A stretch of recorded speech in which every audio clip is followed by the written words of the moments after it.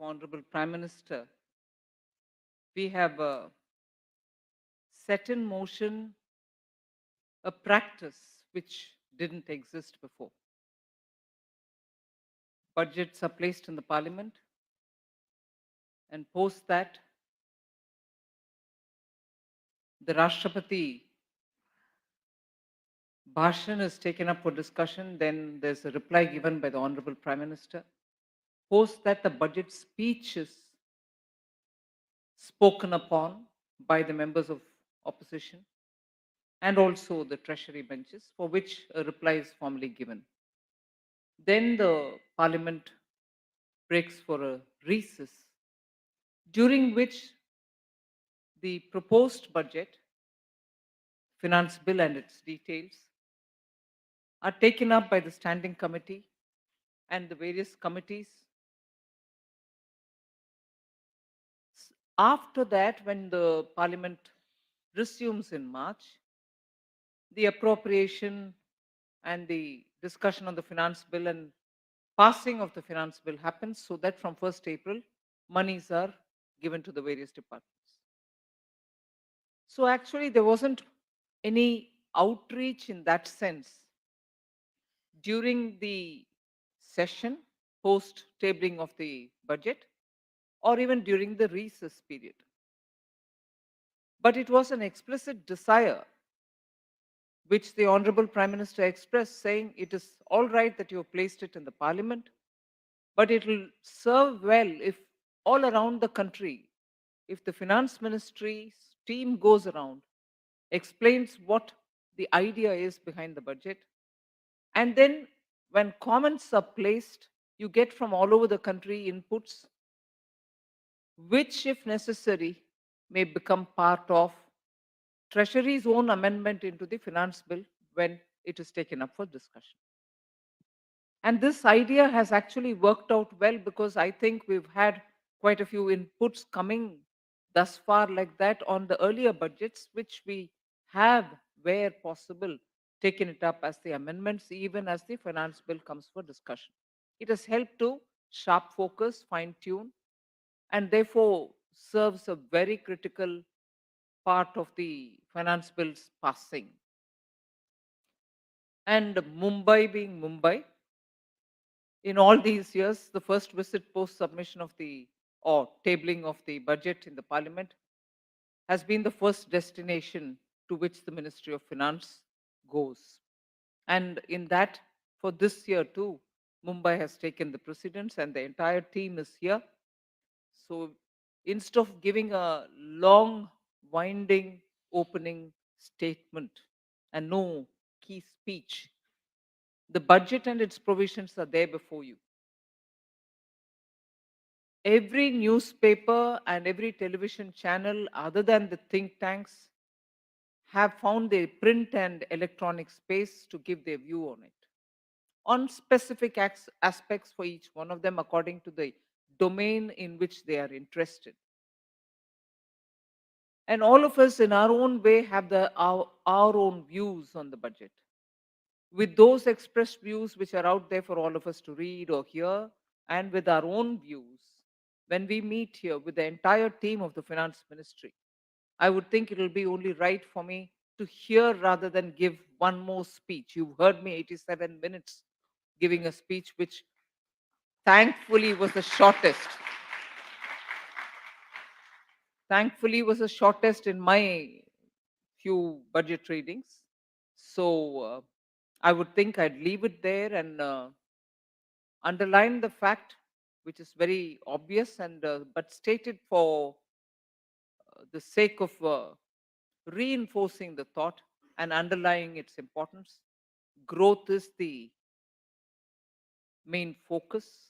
We want to sustain that recovery, sustain that growth, which has kept India at the good level of growing, which no other country, except for one, I think, because it's fuel rich, has managed to reach. And the credit goes to the people of India for somehow absorbing all the little help which the government has come up with, either in the form of relief or in the form of a policy, between 2020 and today, and that recovery momentum should not be lost. And therefore, it was an expressed desire of the Prime Minister that the public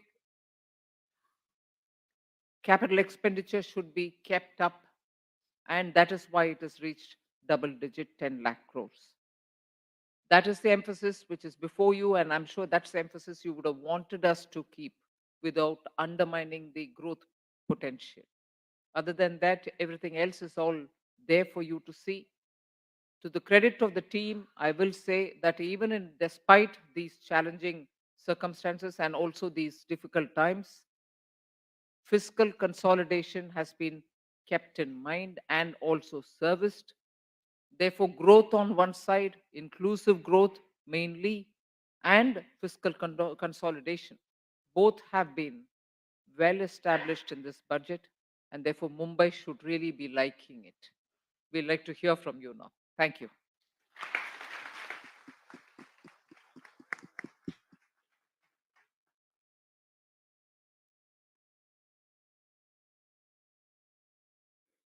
Thank you, Madam.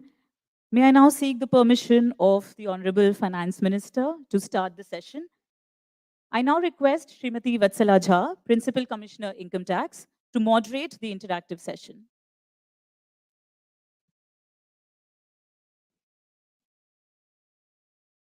Thank you, Megha.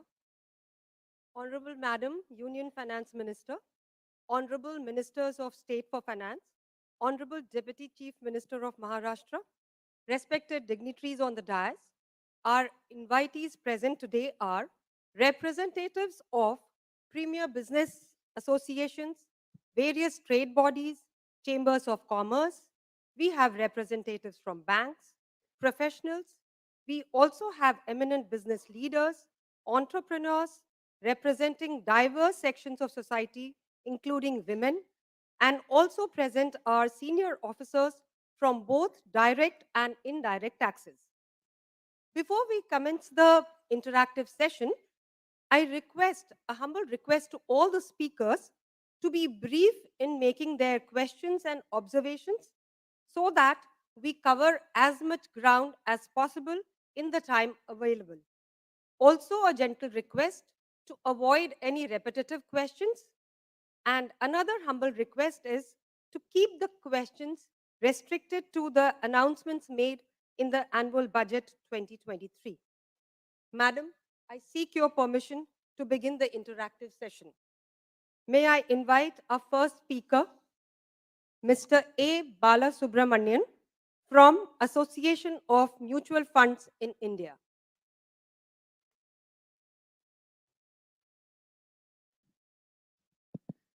Big compliment to you and the team for presenting one of the most credible budget with respect to budget math. My question is, the government has done a fabulous job in increasing the capex, which has been growing about 60% of the last 2 years. In fact, as a percentage of GDP and the overall capex that is spent is one of the highest ever since 2004. My question is whether you'll be able to maintain similar momentum in terms of capex spending going forward.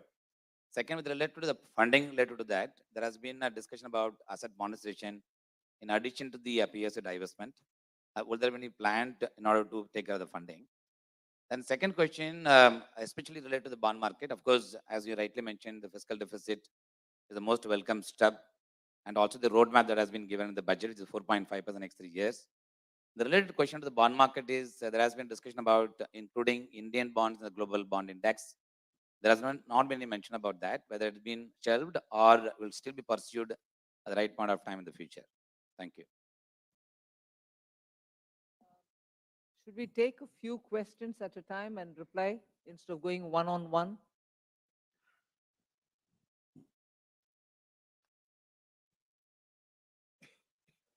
The next question is from Mr. Nilesh Shah, Group President and MD of Kotak Mahindra AMC, representing Bombay Chamber of Commerce and Industry. Good morning, ma'am. Thank you for a growth multiplier budget with fiscal consolidation as well as consumption boost. Ma'am, while you have tackled two challenges facing Indian economy, which is fiscal consolidation and revival of private sector investment, there is one challenge which is a large current account deficit stroke balance of payment deficit. I have no complaint, I have a suggestion. As Bombay Chamber of Commerce, which is India's oldest chamber of commerce from this city of Mumbai, we are actually encouraging our members not to take overseas travel and encourage domestic tourism whenever they want to celebrate or promote their dealers and partners. Part of the mutual fund industry which I belong, there also we have taken a decision not to take out overseas trip. We are only encouraging domestic tourism. I think this is something which should be supported by finance minister in the budget, and other people should be requested to follow. There are many suggestions from our members, especially small and medium enterprises. Some of them may get an opportunity to ask the question. Others will collate and send it across. Thank you. Ms. Vartika Mishra from NASSCOM.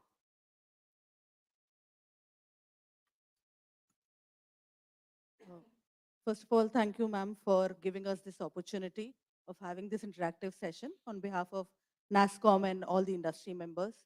I would also like to congratulate that the budget has recognized that India is a technology-driven and a knowledge-based economy. So we and the industry are with the government on that. Ma'am, we were very happy to see that the Economic Survey 2023 recognized that there is a phenomena of flipping and reverse flipping of startups. It also recognized that there's a requirement for a collective effort from the government, the regulatory bodies, and all stakeholders to actually reverse the flip. But we did not see any announcement in the budget, so we just wanted to know, is there a thought process around it within the government, and are we looking towards enabling tax and regulatory environment for the startups? Also a related question, the economic survey also talked about the simplification of the ESOP deferment process and the IMB certification. So again, if there's any thought process that is there within the government, we would really like to know about that. Thank you. Sanjay, do you want to start? Or Ajay, do you have anything to say? Then it will an answer. Sanjay to start or Ajay to start?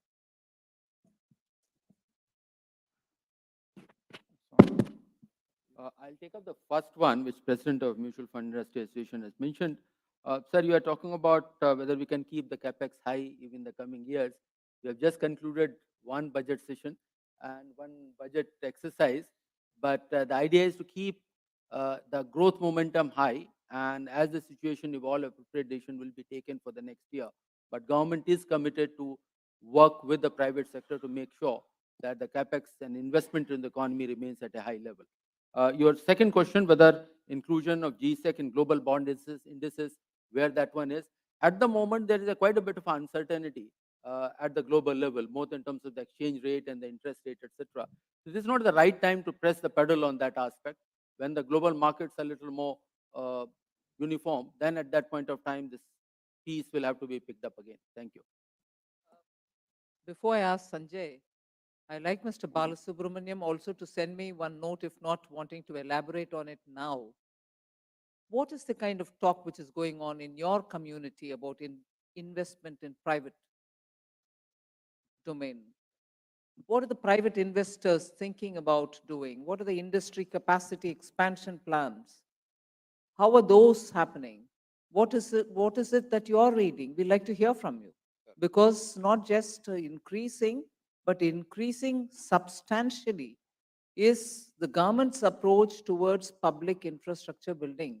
CapEx numbers are reflective of that, 5.5, 7.5, 10 now. So I'd like to hear through you. You can always contact me, send me the notes if you can, as to what is running in the minds of the private sector and their investment plans. Sure, ma'am. I think we'll send you a comprehensive note on this. Thank you. Sanjay? Ma'am, let me try to attempt the last question related to startups. So you would have seen in the budget that we have done at least a couple of things. One being the extension in the incorporation date from 31/3/2023 for startups to get the various tax benefits. As regards the certification process, let me assure you for ESOPs, I mean, there was a request even during the pre-budget consultations to simplify it, and we have had a word with Secretary Deepam, Secretary DPIIT, who's very aware of this issue, and he has already increased the number of panels which do this certification by 10 times. So there used to be one panel. He has now, ma'am, expanded it to 10. So previously they had certified out of about 80,000, only about 400 of them, but in the last 1 month itself, this number has gone up from 400 to 1200. So the capacity has been made, 10 times. So I think this issue of certification should also be of startups should also be very quickly resolved. Thank you. I would just like to supplement one of the points made by Mr. Ajay Seth on bond index inclusion, and also one comment on the startups and the flipping, etc. So these are not specific answers. They're just giving you the context in which decisions will have to be taken. In respect of the bond index inclusion, for a country like India, inclusion in the bond index has some obvious positives, but it also has some not so obvious negatives in terms of increased volatility, increased vulnerability to decisions taken abroad which have no connection with the domestic economy. There is experience in East Asia where a lot of destabilization has happened due to events unconnected to the domestic economy. So this is a balance which the government of India will have to keep in mind. Second, there are certain clubs, maybe the Gymkhana club, etc., where you have to wear a tie to get in and so on. But India's policies are made with India in mind. So if we get into this club, it will be with our dhoti and sari. We will not change our domestic policies to suit foreign investors. Policies decisions will be taken based on India's needs. If that is acceptable to them, they are welcome to let us inside the club. But in order to get into the club, there will be no, bending over backwards or, changing our sartorial garb, etc. We will go on our terms is the general approach that India takes in these matters. Similarly, on the issue of startups and flipping, I just want to, as a matter of context only, India cannot aspire to be a Dubai or a Singapore. We are not a city state. We have a huge hinterland, and the tail cannot wag the dog.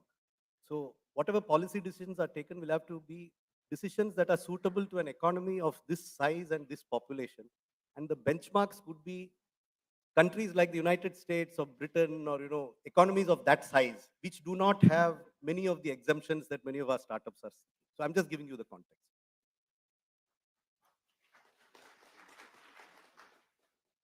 May I now invite Mr. Bimal Kothari, Chairman of India Pulses and Grains Association.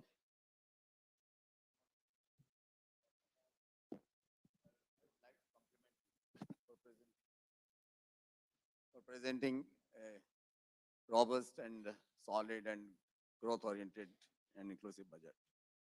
I don't have the questions, but I want to make 3 suggestions because I represent the pulses and grain sector, which includes the millets also.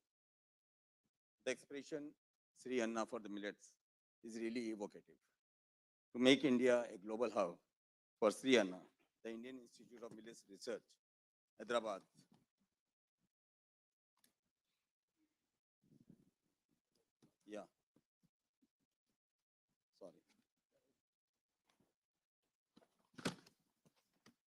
will be support. IMR will be supported as Center of Excellence for sharing best practices, research and technologies at the international level. This is a great initiative, ma'am. For promoting millets, we need to adopt an ecosystem approach covering not only production, but also processing, consumption, and export. We believe promoting the consumption of millets for Sri Anna through welfare schemes will encourage growers and at the same time help advance our nutrition. Our country has suitable agroclimatic conditions for growing millets. However, we find millets prices often rule below minimum support price. This discourages the farmers. We would strongly urge a robust procurement system to support growers and encourage them. Also, I would request you to kindly consider a production linked incentive, PLI, scheme for promoting millets exports as there is a growing demand in overseas market. My next suggestion is on the plant-based food from the pulses and millets also. To advance sustainability and challenges faced due to global warming, plant-based foods are becoming increasingly popular in Western countries. We in India have a significant production base of protein-rich crops. These crops lend themselves to extraction of protein that can be utilized to produce nutritious plant-based food, including protein-rich snacks, food for children, adults, and old persons. Plant-based foods can be distributed through welfare schemes such as midday meal scheme, ICDS, and so on. Promoting plant-based foods is sure to advance the nutrition status of vulnerable section of the population. A big policy impetus is required for this sunrise industry. Last point, ma'am, is on the fund for dal mill modernization. Such fund is sure to deliver multiple benefits. Modernization will enhance output and processing efficiency, capture higher value, improve food safety and hygiene, as well as advance consumer welfare. Modernized dal mills can attract FDI. Ma'am, these are my 3 suggestions. If required, I am ready to make a presentation to you and your ministry in New Delhi. Thank you, ma'am. Mr. Milind Kamble, Chairman of Dalit India Chambers of Commerce and Industry.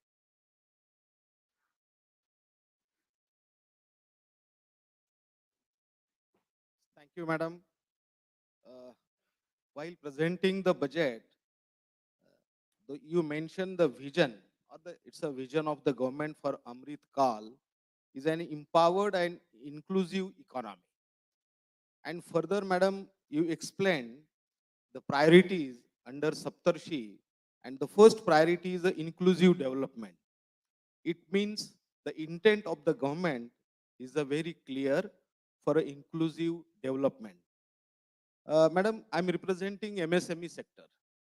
So the economic survey has clearly mentioned the credit growth of the MSME, and which is a record. So we appreciate that, which is a 30% in the history. So we appreciate that, madam. The another thing, 2 points, my submission is there were 2 schemes to support MSMEs. One for credit-linked capital subsidy for the technology upgradation, and another is a 2% subvention. These 2 schemes were the very great support for the MSMEs, but due to 2 years, they are under revision. So my request to the government, please roll out to these schemes, so which will help to the MSME sector. And the another for Stand Up India, madam, Deputy CM and Finance Minister of our state is here. When he was the Chief Minister, he created a support for the Stand Up India. That scheme envisages that state government should create one conversion support for a 15% support, and which is a upfront subsidy the state government which is created. So my request is, your good office is to give the guidelines to the all state governments to create a support system for the Stand Up India like a government of Maharashtra. Thank you, madam.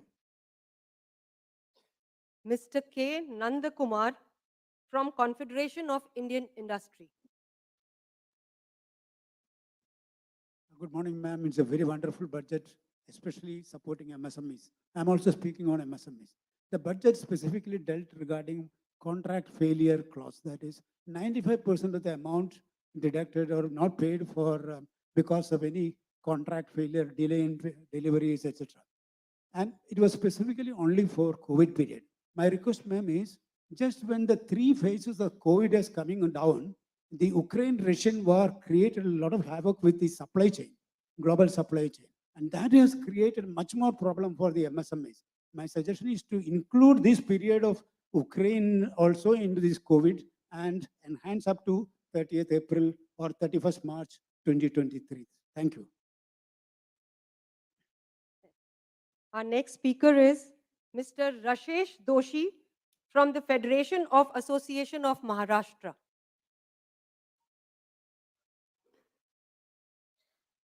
FAM is a apex body association of various trade associations in Maharashtra. I just thought wanted to give a context. The mood is upbeat downstream among the traders, and they are all confident that the synergies and the benefits which will accrue from the wonderful budget you have announced will accrue to them, and they will be more prosperous coming out of the pandemic. Some small requests, Madam, for the small and the medium traders. Our government has always looked after the interest of the small and the marginal, whether it's the farmers, whether the traders, MSMEs. So if the income tax can be reduced for those people with a threshold of 1 crore PBT, to similar to that which we did for corporate tax. We agree that the tax, post-tax, the partners are not taxed. This will leave them some headroom to reinvest back into the business for the working capital as well as for digitization. And never before has our trader community been more aligned to the formal system as it is today. Thanks to GST and so many other initiatives, there is total confidence among trader fraternity in our Modi Sarkar. Another thing, madam, congratulations to our income tax department for expediting and processing the returns from an average of 93 days in 2013-14 to 16 days at present, with a commitment to do it even faster. And believe 45% of those returns were processed within 24 hours. Commend that, ma'am. Just one request is, there are some old cases pending at circles, and if there is a timeline, if there's a timeline given for a closure for that, it would be nice. It will relieve the small trader who depends on the consultant, and also it will free his mind to concentrate on his work. That's a request if there's a timeline. These are a few big things. I also take this opportunity to thank our Modi Sarkar for recognizing traders as an important cog in the wheel of our ecosystem and presenting us various opportunities to present our case. We've always been well received. This government is inclusive and responsive. We remember in 2014, Devendra ji helped us in the LBT thing. Thank you, sir. And of course, since then, we don't have the burden of octroi. And thanks again to the Modi Sarkar. And more recently, when the GST was rolled in, Maharashtra traders have extended fully. We met Jetli ji at that time. And Mangalji is here. He has always been interacting with our traders. So we thank Modi Sarkar for the recognition to the traders. Namaskar and thank you. Vande Bharat. Next speaker is Mr. Surendra Mehta, National Secretary of Indian Bullion Jewelers Association. First of all, congratulations, madam, and thank you for giving us the robust and growth-oriented budget. My question is in respect of electronic gold receipt. First, thank you for giving a clarity on capital gains in respect of conversion of physical gold into the electronic gold receipt. But however, when the physical gold gets converted into an electronic gold receipt by a GST registered dealer, the procedure for credit of GST has not been announced yet. And this has led to non-starter of domestic spot exchange, which was also announced in your budget. Thank you. Sanjay, anything that you want to say on this specific thing?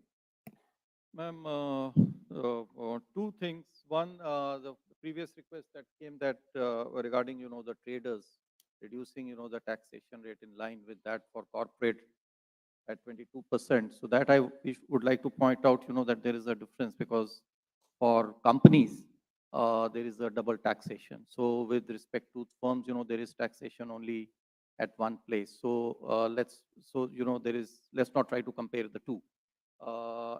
Nevertheless, we have in this budget, the FM has announced that the limit for presumptive taxation for small enterprises, including traders, will increase, from 2 crore to 3 crore. So that is an additional benefit that will be given. Litigation, there are a number of the government and the Honorable Finance Minister herself personally is aware, of the pendency, large pendency of cases. Number of steps have been announced in the budget, and we'll continue to work. The chairman CBDT only yesterday has announced that he will be taking measures for cases relating to TDS pending in, the commissioner appeal level. relating to TDS defaults. So that is another thing which we are doing, and we'll come up with other measures so that we are able to reduce dependency. GST thing, credit for GST on conversion gold to a certificate. That part is also, we are aware of that, and we will be taking action to smoothen the process. Thank you. I'd like to draw attention of Mr. Milind Kamble. He raised some important issues about MSMEs.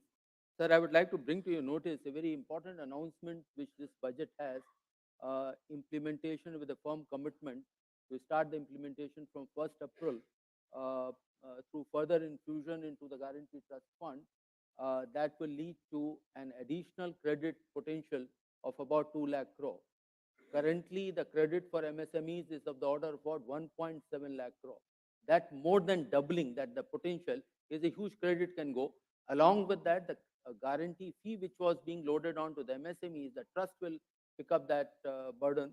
As a result, the effective interest rate can go down by almost a percentage point. So these will be a two major impact for availability of the credit. Thank you very much. Anantanageshwaran, economic survey has been referred to by at least 2 or 3 of them. Anything for you to add? Ma'am, specifically on the MSME, I think one of the things the budget has, which is probably not well appreciated, is the fact that suppliers would have to receive payments before buyers can actually claim tax deduction against that expenditure that they owe to the MSME suppliers. I think this is a very transformative step that has been taken. Because the MS and the survey also points out that the health of the MSME sectors during the pandemic years and further have actually held up, thankfully, far better than we would have feared at the beginning of the pandemic, which is evident in the amount of GST that new MSME tax assessees are paying. In fact, if you look at the GST data, 20% of the new GST taxpayers, 20% of them are roughly new assessees. The average GST they pay is around 1.1 lakh of rupees per annum, whereas the migrated taxpayers into GST from the old system, they pay on average 4 lakhs per annum in terms of GST taxes. So it shows very clearly that the bulk of the new taxpayers in the GST system are micro and small enterprises. So in that sense, the formalization of the micro small enterprises, which gives them market access as well as financial inclusion, has been happening quite well and quite briskly in the last few years. I just wanted to highlight these points. Thank you, ma'am. I wanted to ask a question of Mr. Nandakumar. Mr. Nandakumar had suggested that the date should go beyond the yeah. You had mentioned that it should cover the Ukraine war period as well. But do you have any specific justification for why supply would have been disrupted by the Ukraine war, as opposed to the lockdowns and the other physical disruptions which happened in COVID, number one? Number two, obviously, if it's extended to a date beyond the budget, you'll actually give an incentive to people to default prospectively, knowing that the default will be forgiven. So that is obviously not correct. But even in retrospect, why would Ukraine war have an effect on MSME supply? Can you be a bit specific? Yes. Most of the electronic components, because every process, everything electronics controlled. These SBU, the chips which are coming from overseas, they were all much delayed. Then what happened is, prior to the Ukraine war, most of the sea containers were also blocked out. So there was no availability of these containers to get the material into the country or to export also. But that was all before 2022. During the last 9 months, what is it that has happened? No, most of the containers, ship containers were locked there. So that was a problem, is primarily because of the electronic chips not available. And that plus also raw materials, special raw materials for high end of the stainless steel, etc. We'll check the facts. I will get back to you, sir. Thank you, with all the information. Now I invite Ms. Pinky Mehta, CFO of Aditya Birla Capital Limited, representing Bombay Chamber of Commerce and Industry. Thank you. Madam, I would like to raise the two questions. One for regarding the life insurance related, where the maturity amount will be taxable as an income from other sources, where the premium will exceed 5 lakhs per annum, where the request is to increase the limit from proposed 5 lakhs to 10 lakhs and allow the indexations of a capital gain method, because these are the long-term policies. And for the purpose of calculations of the limit, GST amount should not be considered. And the specific exclusions for the premium from term policy, health policy, pension policy should be excluded while calculating this amount. The second question is that it should be clarified that the disallowance of GST credit on CSR expenditure should be made prospective and it should not be made retrospective. Thank you. Next, Mr. Umesh Grover, Secretary General of Container Freight Stations Association of India. Good afternoon, ma'am. The budget is highly focused on exports, and we congratulate you on that. This will reduce dependency on imports, create jobs, and madam, the PLI scheme has been extended. That's another wonderful thing. Just for the logistics of these exports, a lot of warehouses, multimodal logistics parks, ICDs, container freight stations, air freight stations will be required. They will facilitate these exports. However, since they come in the service sector, they are not entitled for PLI. So our request and suggestion is if they could be considered for on the PLI.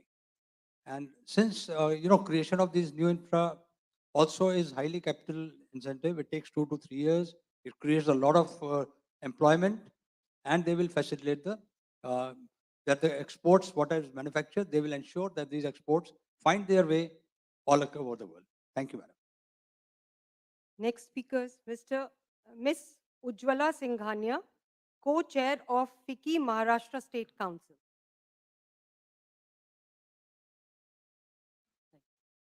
A very good afternoon, Honorable Minister. I today speak on behalf of women. I'm also the immediate past president of FICCI Ladies Organization. Thank you for the progressive budget.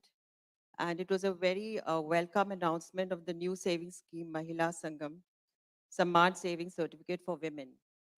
I would also like to suggest there is a lot more that one can do for women.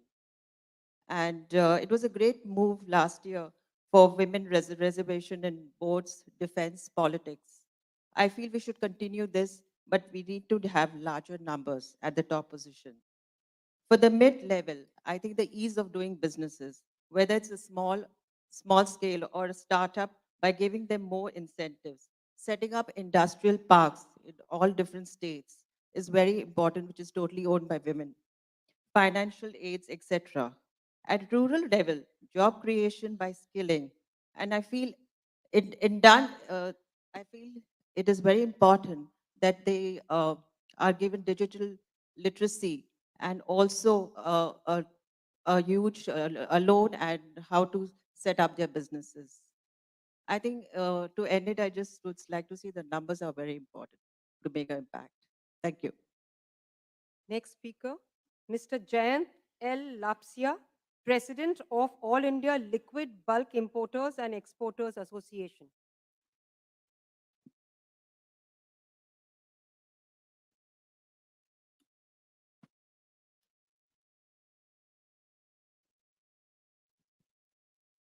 Namaskaram, madam. To compliment you on the budget is an understatement, because from the day you presented the first budget 5 years back, it has been a rollicking budget all along, and there has been a consistency in growth. So I'm not going to talk on figures. I represent the liquid bulk sector, which contributes significantly to the customs revenue in the country. One of the significant highlights of this budget, as Mahaperival said, Devatin Koral, besides the figures of fiscal deficit and other things, and various path-breaking initiatives we had introduced, madam, it was music to our ears when you said, Vivad se Samadhan tak. This was only introduced recently in Mumbai Customs by the Principal Commissioner. Sri Agarwal, that was Samaj se Samadhan tak.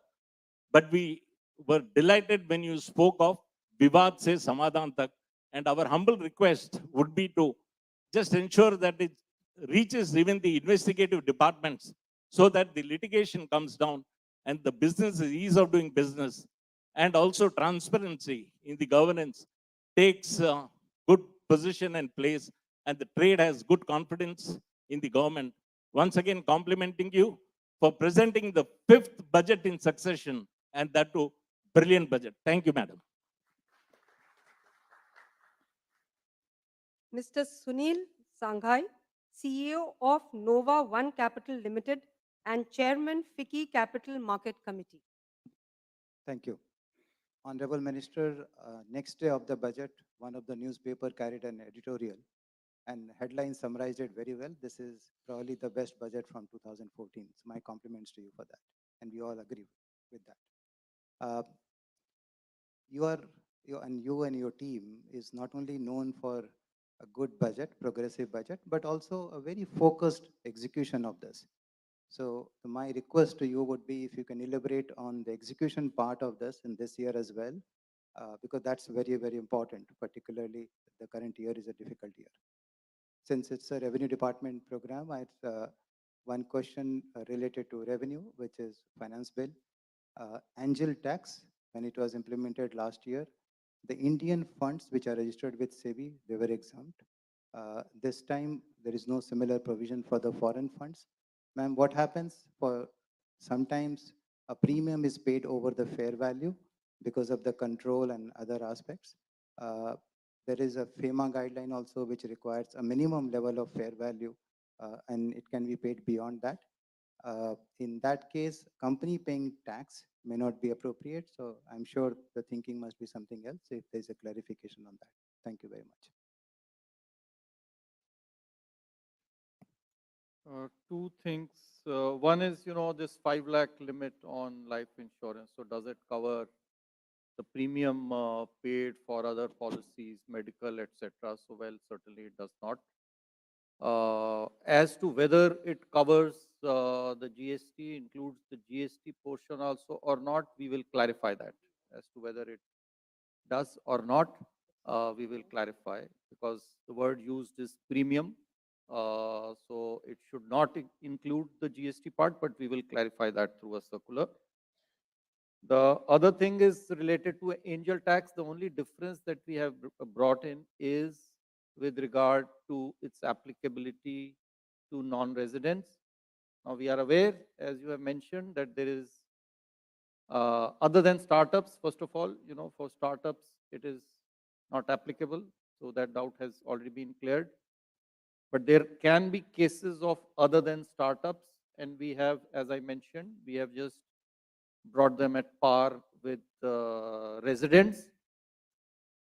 But there is an issue, as has been mentioned, with respect to FEMA, because over there one cannot, sell or buy, the shares at beyond a particular value, whereas, for our purpose, for the angel tax, it's the other way around. So we need to work with that so that there are no inconsistencies with respect to the FEMA. So we'll work on that.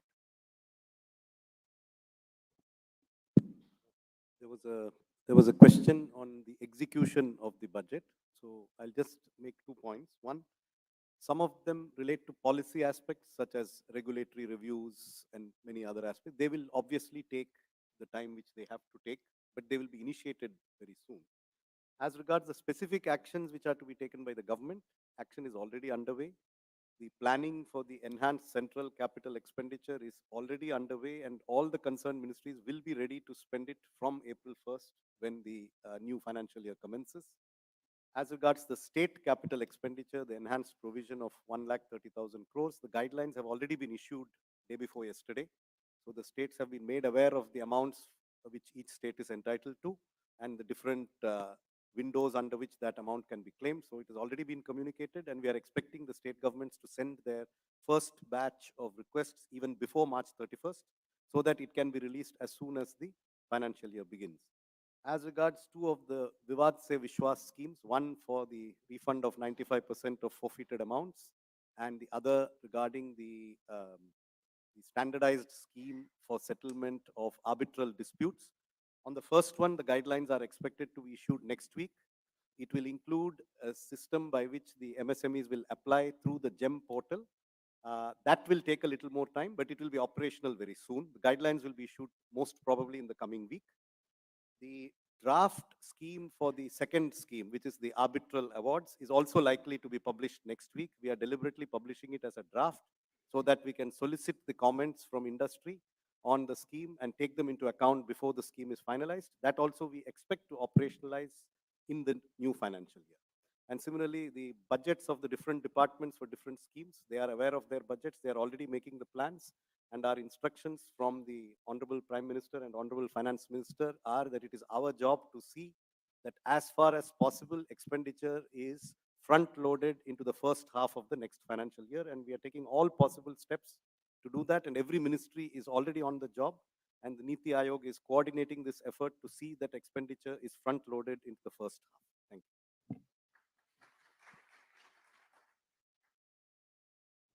Mr. Gumanmal Jain, CFO of Hexagon Nutrition, representing ASSOCHAM.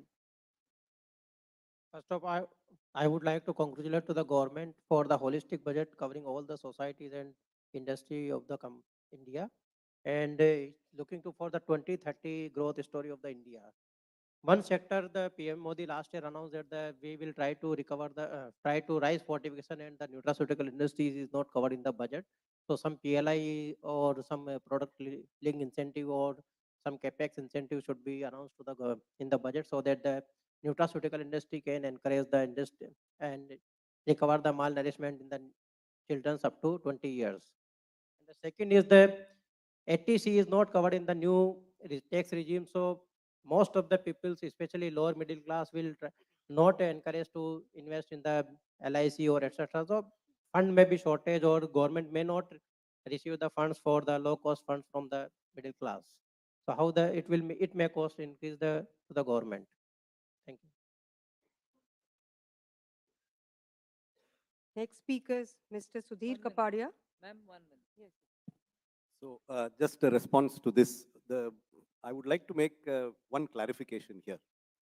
Actually, the small savings schemes which are meant for the middle class, such as the senior citizen savings scheme, the MIS, these are not low-cost funds to the government. They're actually high-cost funds for the government. Actually, the rate of interest the government pays on small savings is somewhere between 0.5% and 1% higher than our cost of market borrowing in the markets. The government is consciously giving this rate of interest to benefit those sections of society. So it is not from the cost angle that, so I'm just making that one submission to you. Second, as regards the incentive for different kinds of savings, at present, it's a very complex system. You get so much for this, so much for that. The approach as outlined by the finance minister in one of her discussions recently is that we are going to leave this to the citizen to choose which savings instrument is optimal for the citizen. And there is absolutely no disincentive to anyone to save. And this is not expected to have any adverse effect on savings. It is not as though people save only because there is a tax benefit. In many cases, they take the benefit because there is already a saving. It can be both ways. So this is a neutral effect as far as we have assessed it. Now next, Mr. Sudhir Kapadia from Bombay Chamber of Commerce and Industry. Thank you, ma'am. This is a specific question on Section 9, capital A. It has been brought in the statute book since 2015, but hasn't found many takers in terms of finding a way to bring offshore management of funds into India. This will directly benefit the city as well, but also the country. Our estimate is we will get about $1 billion on a yearly basis of income if these funds which invest in India are brought to be managed from Indian shores. There are 17 conditions which have been prescribed.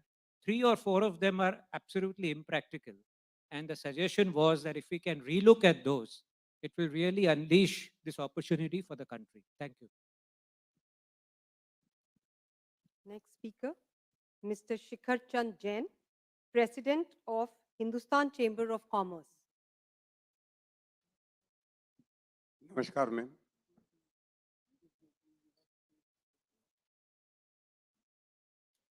नमस्कार।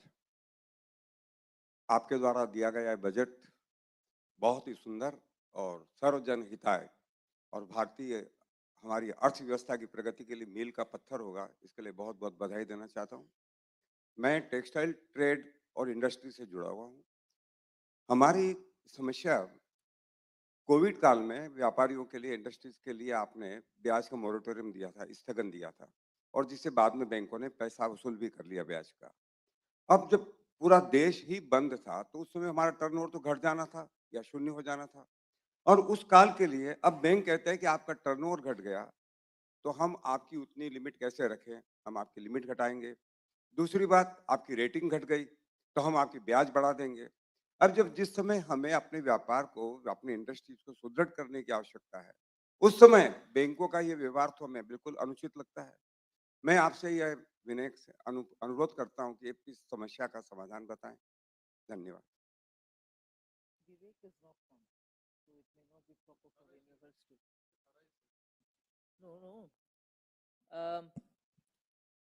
बैंकों के functioning के ऊपर आपके comment है।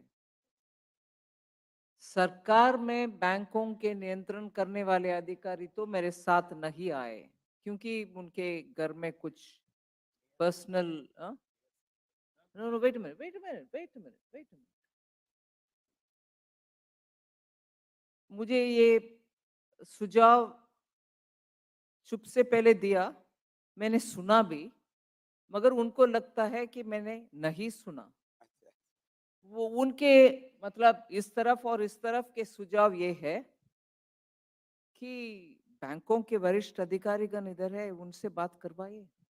मगर शिकायत उनके आप ऊपर है, वो कैसे बात करेंगे? और नियंत्रण करने वाले इधर होना चाहिए, आपके सुनने वाले हम होना चाहिए, वो तो नहीं सुन रहे ना।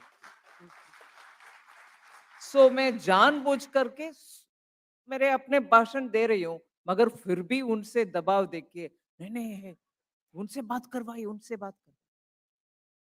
और सुझाव दूसरा भी है जो फाइनेंस सेक्रेटरी साहब ने बोल रहे हैं कि बैंकिंग का एडिशनल सेक्रेटरी इधर है, उनसे बात करवाइए। वो सही सुझाव है, मगर वो एडिशनल सेक्रेटरी है। वो ये भी बोलेंगे कि साहब मैं तो सुन लिया, मेरे बॉस को कह दूं। इसीलिए मैं आज आपके विषय में कोई जवाब नहीं दे रही हूं, मगर आपका कष्ट सुन लिया। मैं कुछ इस बारे में छोटी सी बात कहना चाहता हूँ कि जो बैंक अपने नियम के अनुसार पिछले 2 वर्ष के फाइनेंस देखती है, क्या वो पिछले 5 वर्ष के नहीं देख सकती? क्योंकि 2 वर्ष तो वैसे ही जीरो में चले गए। तो अगर पिछले 3 वर्ष अगर हो जाते हैं तो हमारी समस्या का समाधान हो जाता है। पर इस समय चूंकि हम टेक्सटाइल ट्रेड से जुड़े हुए हैं और बहुत कठिन परिस्थिति से गुजर रहे हैं, ना हम एक्सपोर्ट में कर पाए, ना हम डोमेस्टिक में कर पाए, सारा कारोबार उस समय स्थगित था। इसलिए अगर सरकार की तरफ से कुछ भी समाधान मिले, सहायता मिले तो हम पर बड़ी। इसीलिए मैं आज जवाब नहीं दे रही हूँ, धन्यवाद। मगर आपका सुन लिया। धन्यवाद। और एक और भी रिक्वेस्ट करूंगी, आप हो सकता है तो आपके ही केस को थोड़ा और विस्तार से लिखित रूप में मुझे भेजिए। देखते हैं चुपचाप बैठ करके इन सब से बात करके। बहुत बहुत धन्यवाद।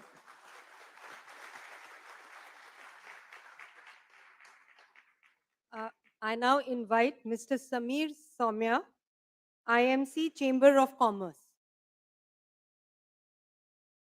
Good morning, ma'am. I'm speaking on behalf of Ms. Anand Singhania, who is the president and who was for a medical emergency. He couldn't come this morning.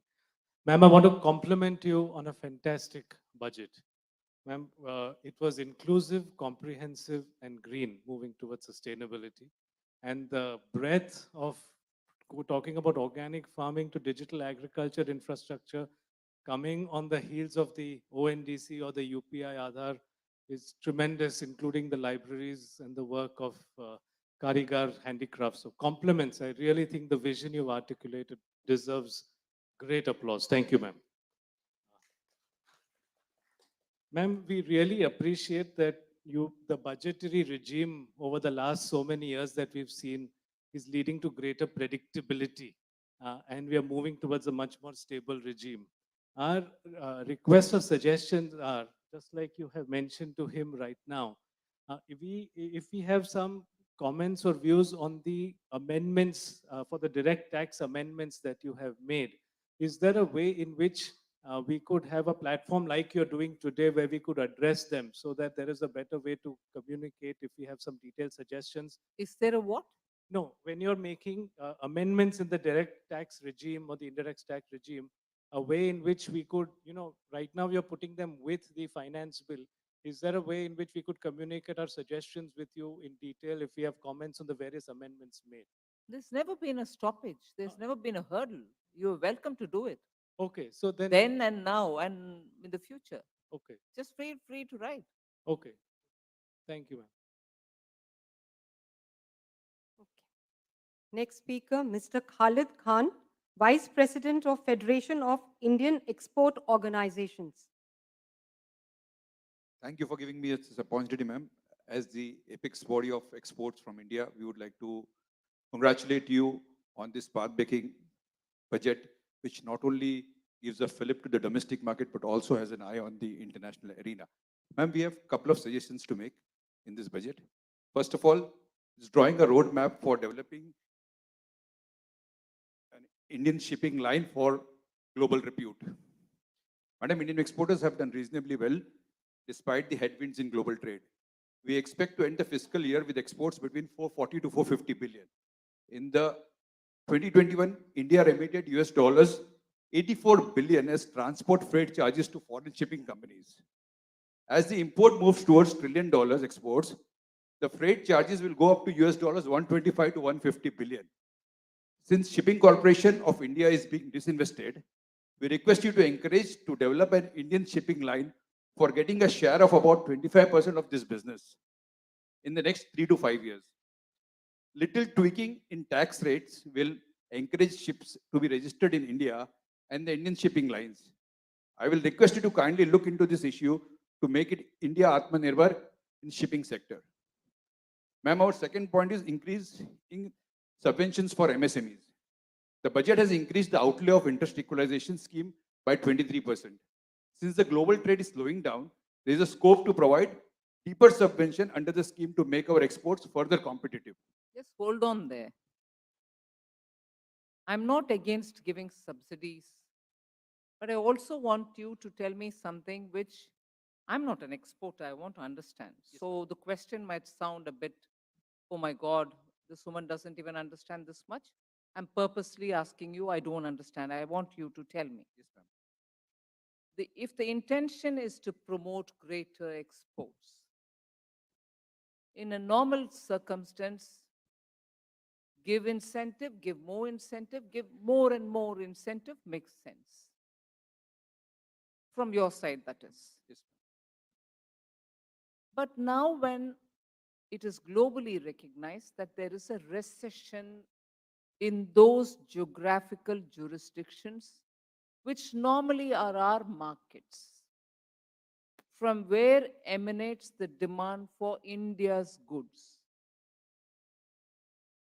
How do you subsidize here for an absence of demand there? The absence of demand is not on the price element. There's just no demand. And there's no demand not within India. There's no demand for your goods outside. So how do I incentivize here by giving more and more subsidy? Are you going to sell it for free? No. So tell me what is in your mind when you tell me in order to promote exports, support us. Yes, we want to support you, but there's no demand there. And there are no more newer markets which are not affected by recession. Please explain this to me a bit. Yes, ma'am. Ma'am, we are looking at only the traditional markets. That's US and Europe. Probably the demand is not in those countries. That's what we are also sensing, because our European buyers have stopped the consignment here for whatever they had ordered to us, because they don't have place to even keep their inventories. But ma'am, we are not looking at the markets such as Africa, CIS, and the Southeast Asia, where the demand still exists. In fact, the rupee payment mechanism that that government of India is running, we should focus on those countries because those countries have foreign exchange problem. Wasn't the Federation of Indian Export Organizations? Sorry, ma'am. Don't you represent the FIEO? Yes, ma'am. Wasn't the FIEO tracking the newer markets of Africa, Latin America, and X and Y and so on, even the last 10 years? Wouldn't you tell me, therefore, what's been your experience? Why are you not able to crack them? Leave aside now, even earlier. I know some parts of Africa, there is a problem about foreign exchange. They don't have global currencies any longer, so they're not able to pay, and we have a different problem of sorts. Our lines of credit are also not taking off. But tell me, these are not markets which you didn't access earlier.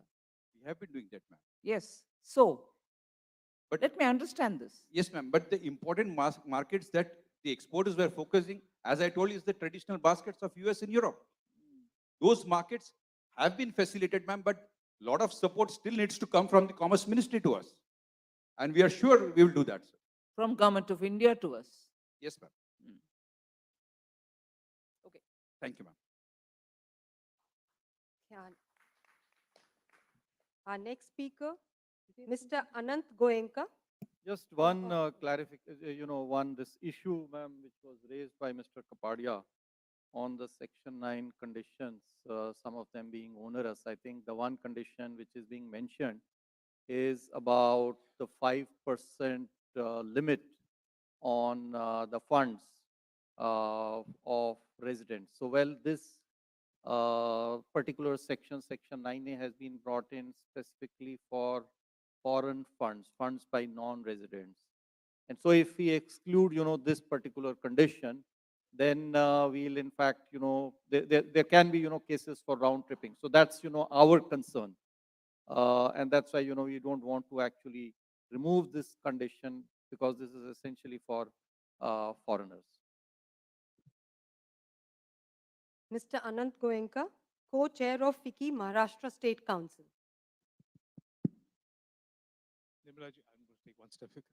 Congratulations on a very good budget. I add to all the line of compliments you've been getting. I think it's really one of the better budgets we've seen, in all these years. A lot has been said about MSME, so I won't go there. But on green, you're in Mumbai. This last month, we've had 2 days where Mumbai has been the most polluted city in the world. You've said a lot about green. What realistically can we do to help and try to convince industry to adopt more renewable energy in their manufacturing? First question. Second question was around anything you'd like to say on disinvestment? That was one thing that we thought we haven't heard much about. And the last question might not be related to the budget, but is there, what would your message be to the RBI and the MPC now? Given that foreign... Just 1 minute, huh? If you permit me, because Anant is a friend and after all, we've had kind of exchange. He represents a very powerful pillar of the democracy, so it doesn't matter if we have a little, banter with him. Where did I start? No, sorry. You spoke about disinvestment, then you also spoke about green. And you came on to something which provoked me to say this. The MPC, your message to the RBI and MPC, given that globally we're seeing some hints of tapering of interest rate hikes. None of you all asked me that. It takes a journalist and a businessman to do it. I hope it's a compliment. Yeah, it is. And I will answer it also. Don't worry. I will answer it also, but I thought I should. It's not in the minds of the businesses. It's more in the minds of the journalists. Please go on. That's all I have to say. That's all.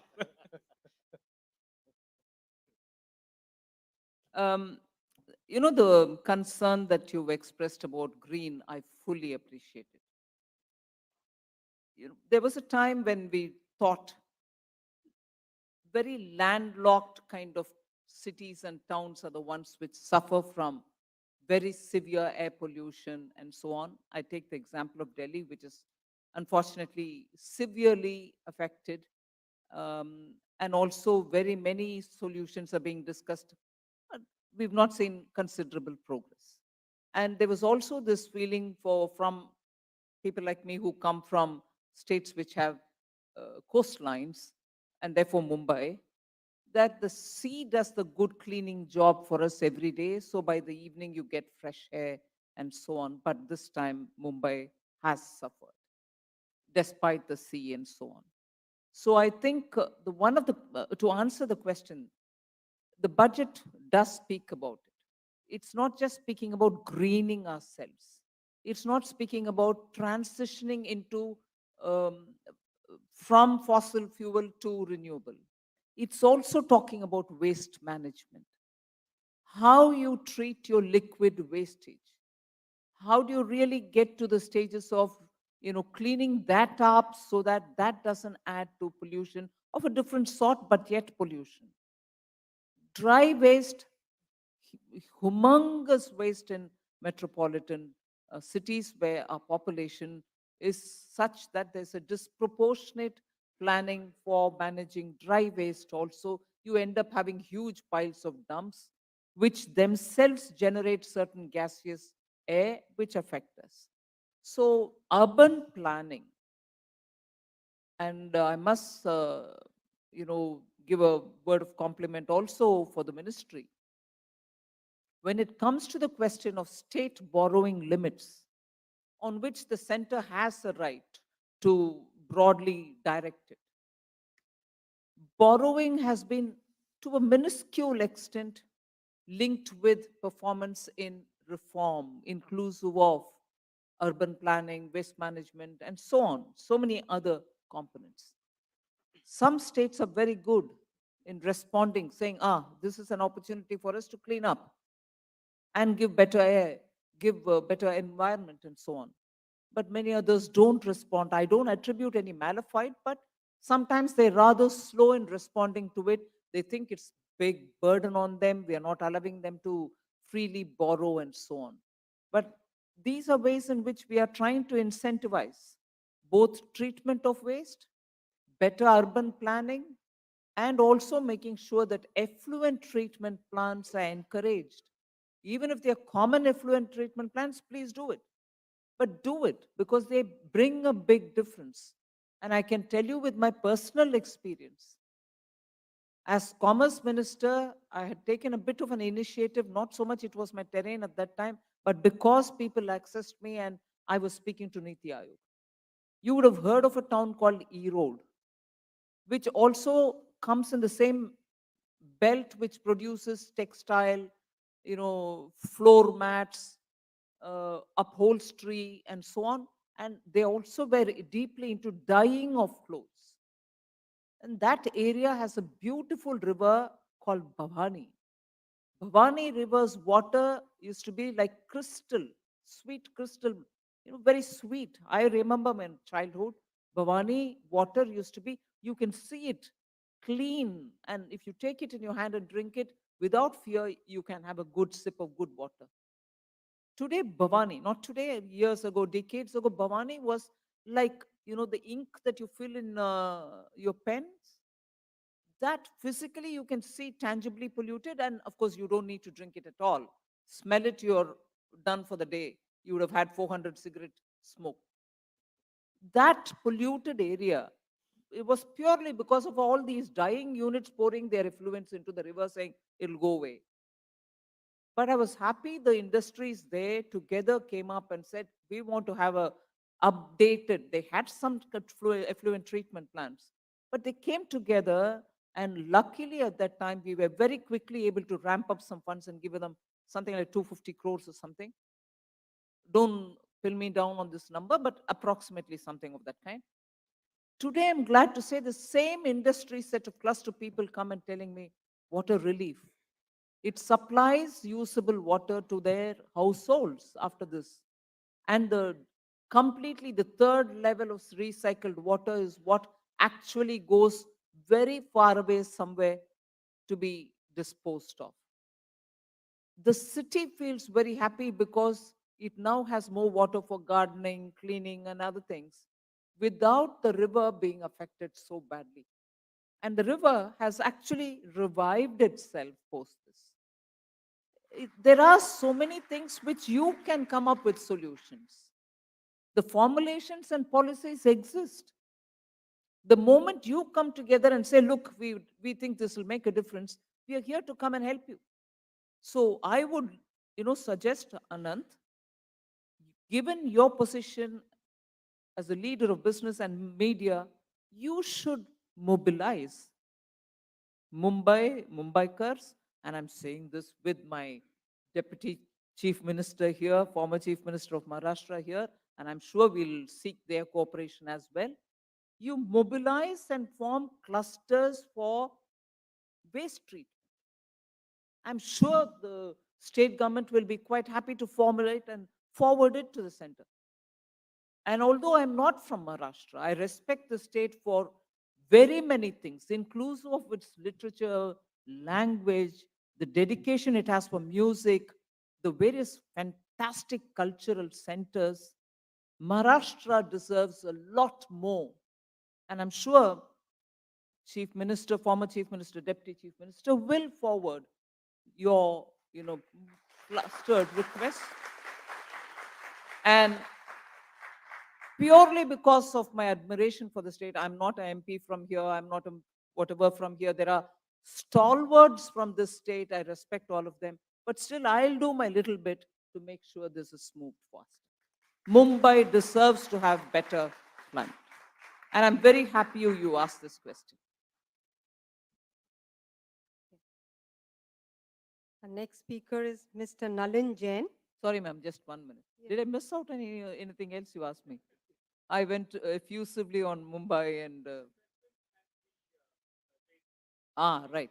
Just 1 minute. On disinvestment, we have the Secretary, Deepam, here.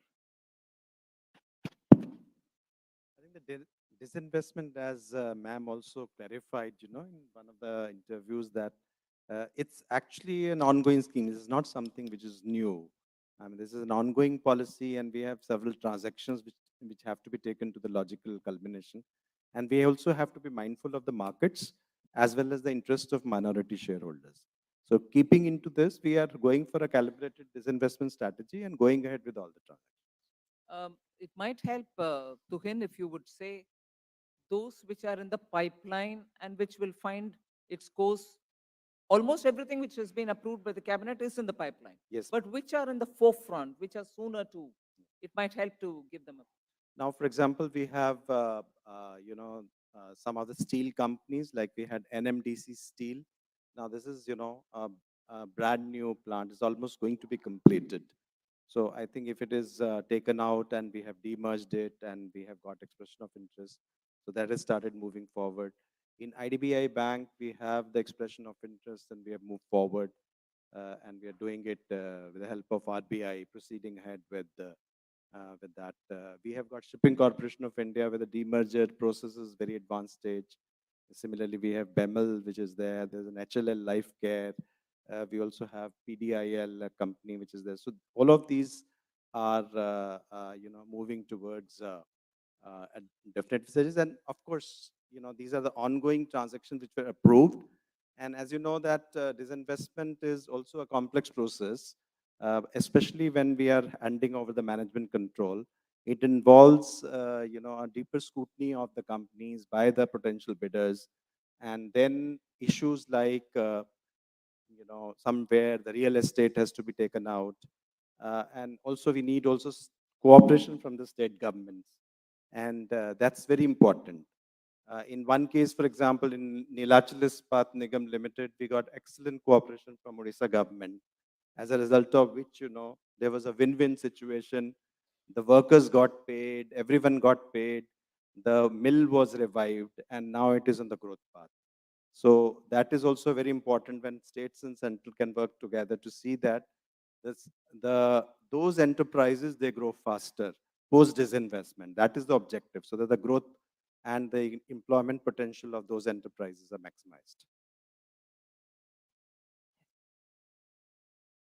So our next speaker is Mr. Nalin Jain, ED Finance and IT of Koda Auto Volkswagen India Private Limited. Good morning, madam. Respected madam, senior government dignitaries, colleagues, friends. Thank you for this opportunity.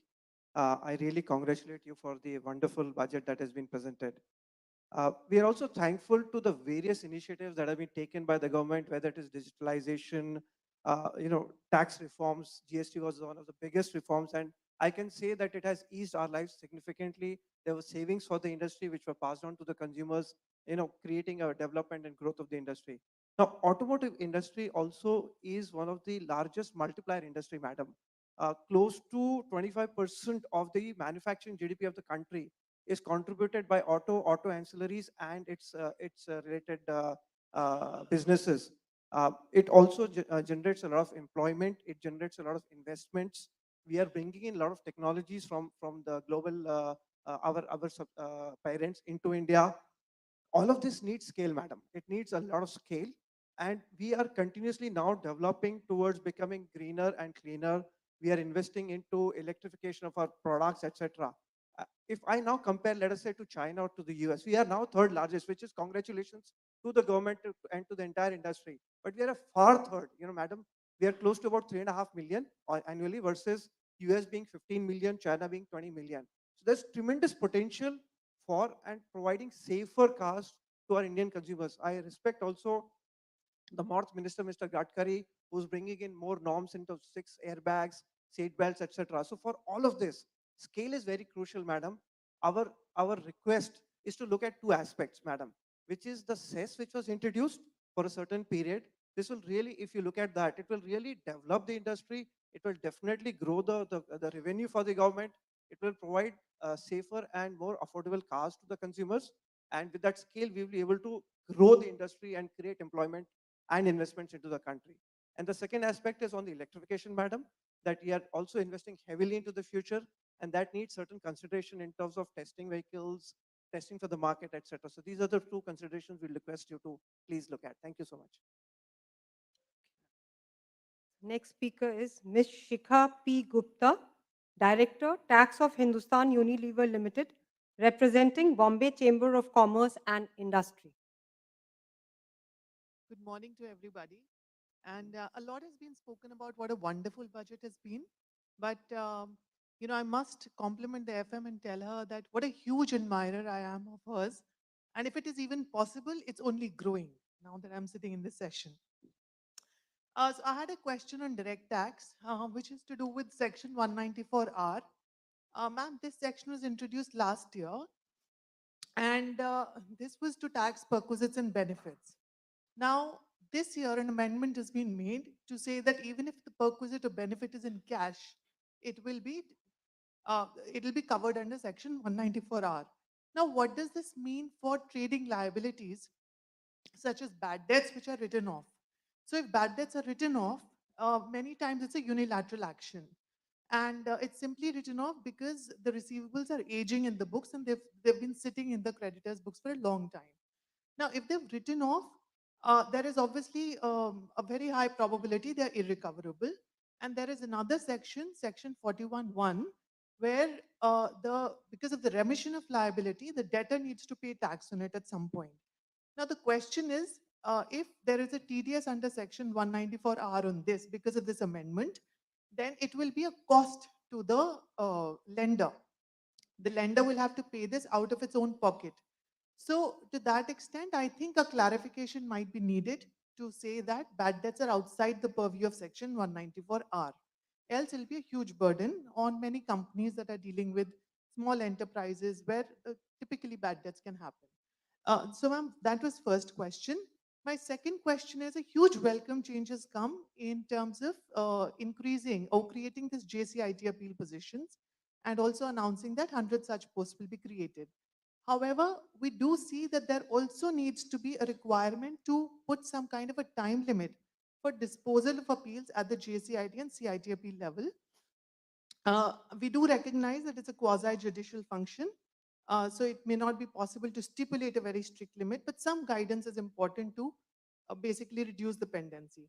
So with that and with immense thanks, I would leave you to answer this question. Thank you. Well, you have a valid question. I mean, this is a valid problem. This has been, it's in our knowledge. We recognize that issue and we will certainly, take action. We'll provide, some relief or some clarification because obviously, if you are yourself writing it off, I mean, how do you recover, the TDS? So there is an issue. We recognize that issue and we will take appropriate action with regard to that. Second issue is with regard to the time limits. We have purposely avoided it. I do not think, setting time limits help.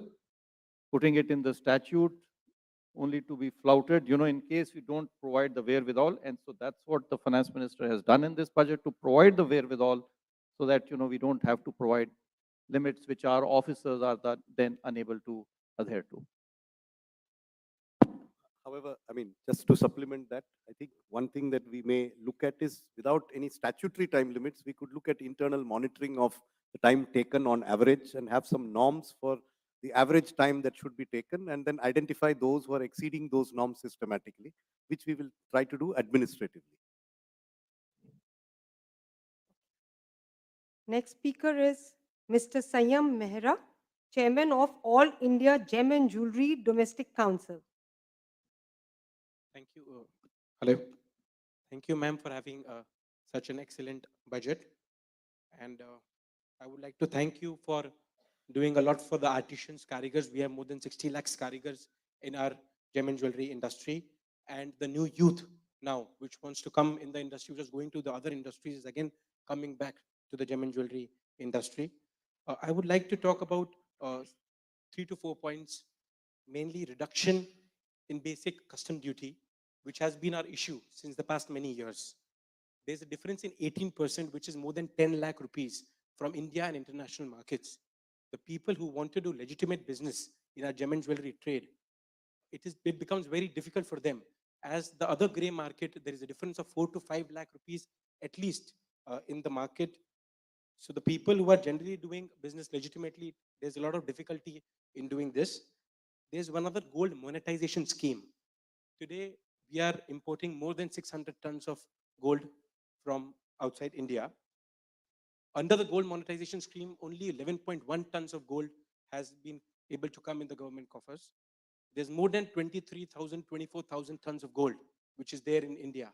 So in a way of Stridhan, which is already allowed by 500 grams, some way we can get the gold monetization and the import can reduce, helping in CAD.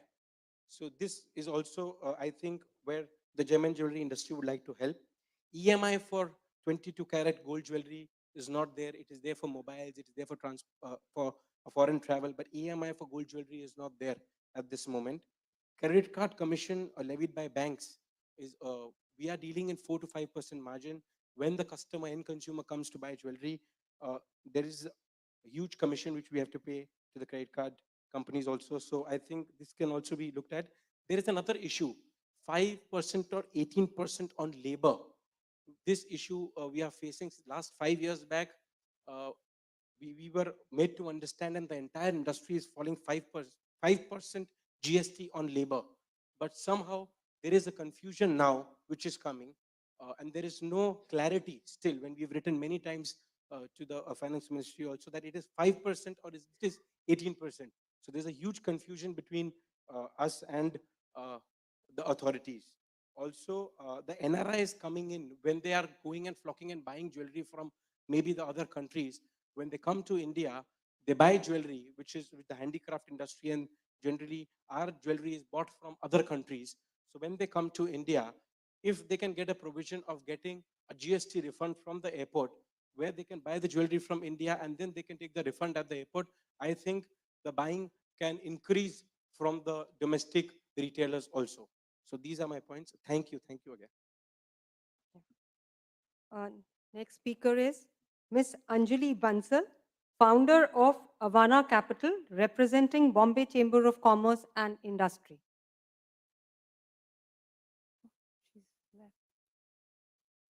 I think she has left, madam. I come to the next speaker, Mr. R. Srinivasan, Director of AIRA Consulting Private Limited, representing Bombay Chamber of Commerce and Industry. Good afternoon. Voice a little hoarse, so you'll have to help me. Good afternoon. Thank you very much for this opportunity. I have two questions. I have two suggestions, not questions. One is when the COVID struck, you had the ECLGS, which helped the working capital, alleviate the working capital stress among MSMEs. So therefore, MSMEs typically have a problem with working capital, not with long-term funds. One of the beautiful platforms that we have is Treads, which can alleviate the working capital stress. But a lot of large organizations and PSUs and state PSCs are not there, and they have not encouraged their MSMEs to upload their invoice there. So if you can encourage more and more large organizations, large corporates, MNCs who are doing business with MSMEs to approach the Treads platform, that will be very useful.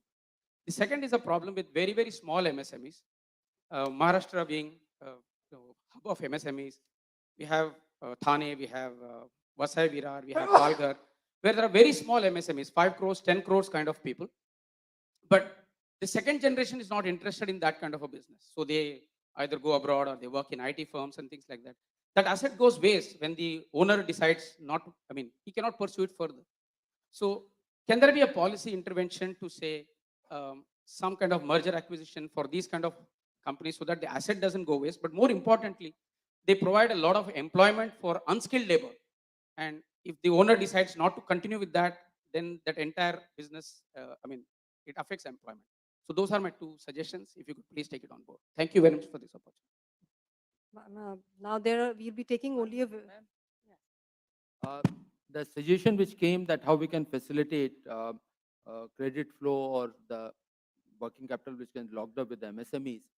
Treads obviously is the one platform where few things are on the anvil. But equally important is the account segregator to invoice-based lending. And basic building blocks are in place. There are few issues to be sorted out in the coming months. We should be seeing much larger volumes coming up under the account. So then the MSMEs will have a choice. They can just approach it on account segregator. At this point of time, it is not very smooth to just small value items to get it through account segregator model, but it should be coming up in the coming months. Ajay, you should also be telling about the way in which we have said no cash but accrual system for the large companies to not have any offset till they pay up.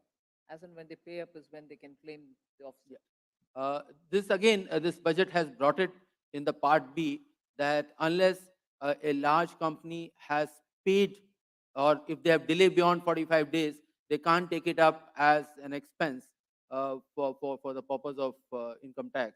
So that itself will also, there's an add-on. These are not the two related one, but that will also bring a discipline that somebody has to certify, their own chartered accountant will have to certify that there are known dues to MSMEs for which the claims are being made as an expense.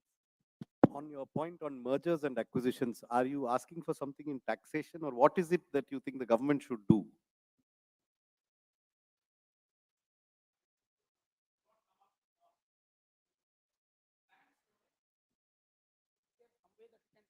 So it is not a tax issue? It is not a tax issue, sir. Okay, you are saying is there some, but what do you think the government can do? These are private parties, need to be taken over by another private party.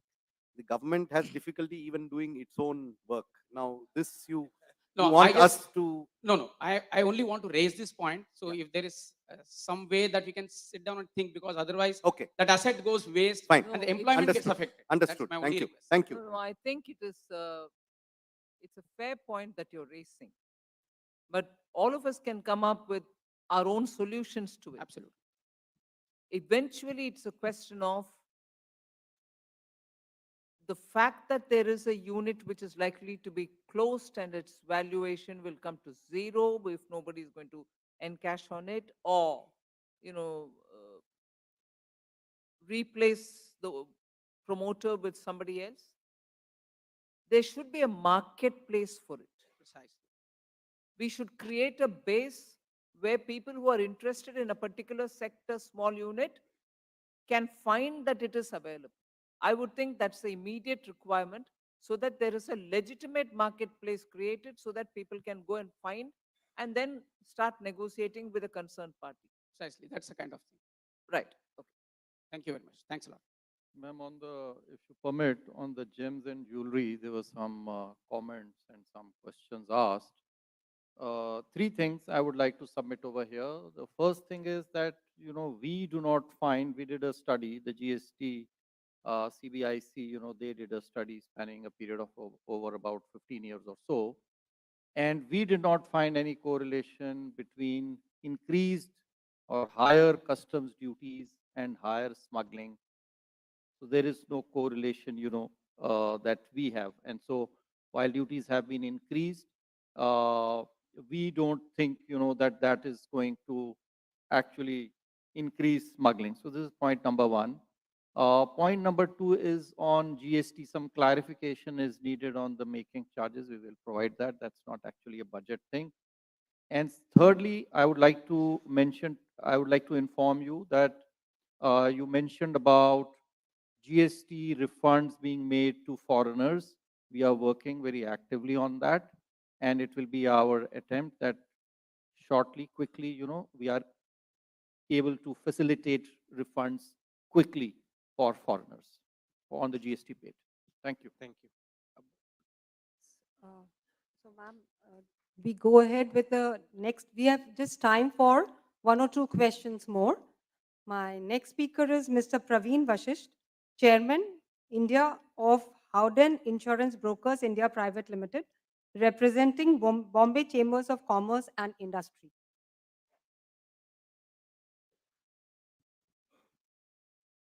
Thank you for the opportunity, ma'am.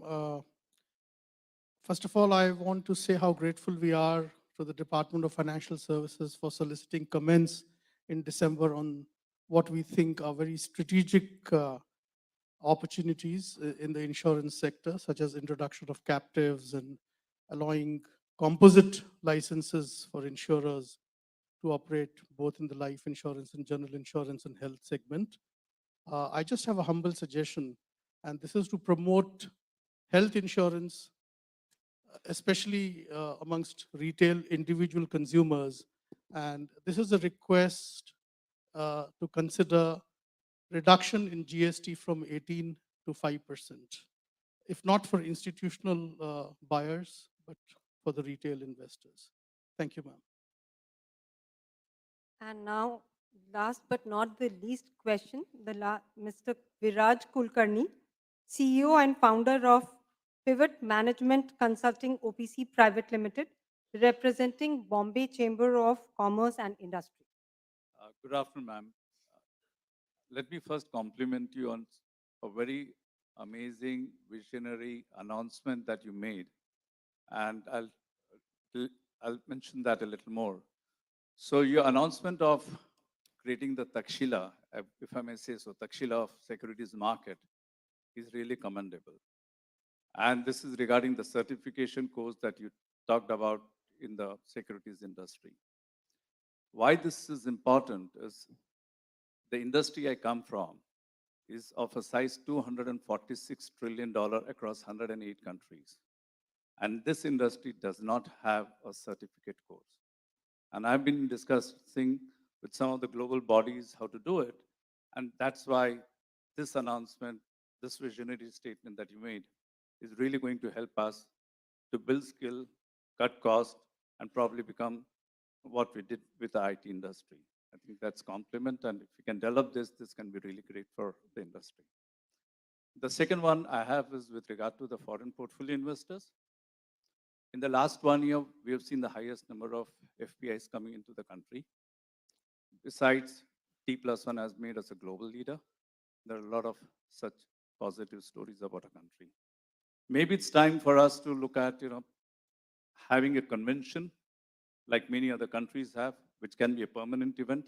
And we have IFSC, we have T+1, we have the infrastructure, which can have an exposition and that can really promote. The second one is almost about 9 years ago, a delegation went and met with 700 plus FPIs. I think time's come with all the positives that you brought to probably do it again. And I'm sure at least 1,500 will be wanting to attend it. Thank you. With that, we come to the last question. And now I thank the Honorable Finance Minister, the respected dignitaries on the dais, and the invitees. Ma'am, I would like the Deputy Chief Minister of Maharashtra to say a few words.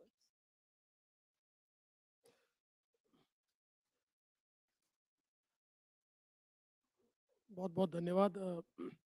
वैसे तो budget पर मैंने budget के दिन ही शाम को 1 घंटे का भाषण दिया और मुंबई ने उसको सुना भी है।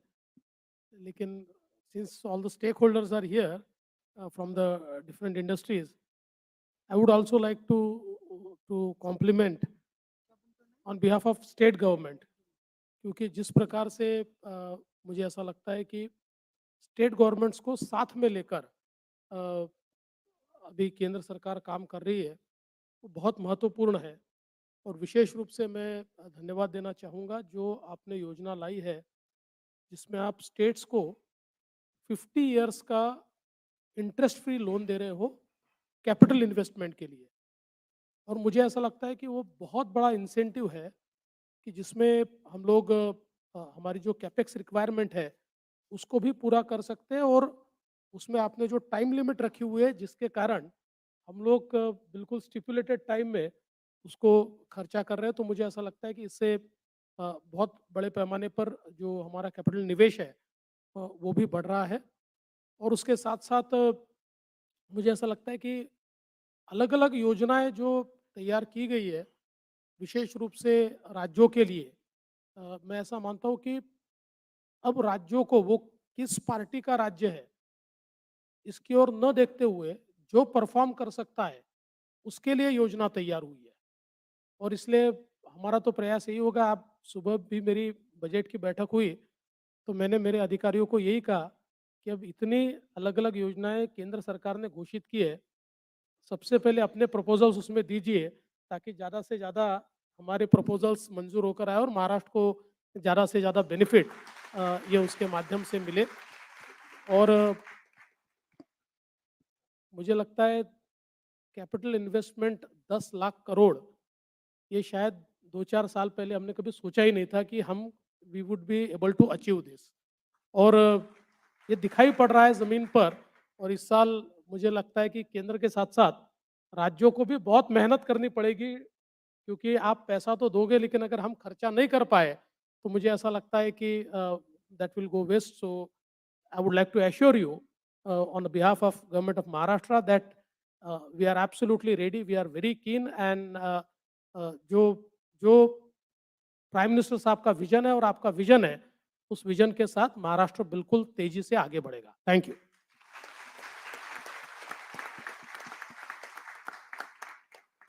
Thank you, sir. I thank the Honorable Finance Minister, all the respected dignitaries on the dais, and the invitees today for making the interactive session mutually enriching and meaningful. I also have a word to add here. The questions which could not be taken up, you could forward those questions at mumbai.dcit.hq.quad@incometax.gov.in and we shall forward them to the ministry. I now hand over the mic to Megha.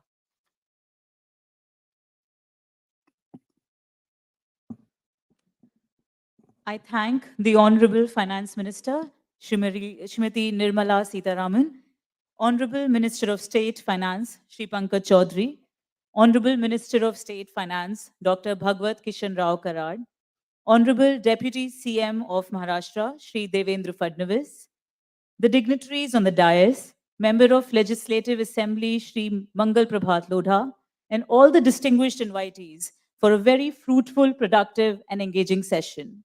With this session now draws to a close. I would request everyone to kindly rise for the national anthem.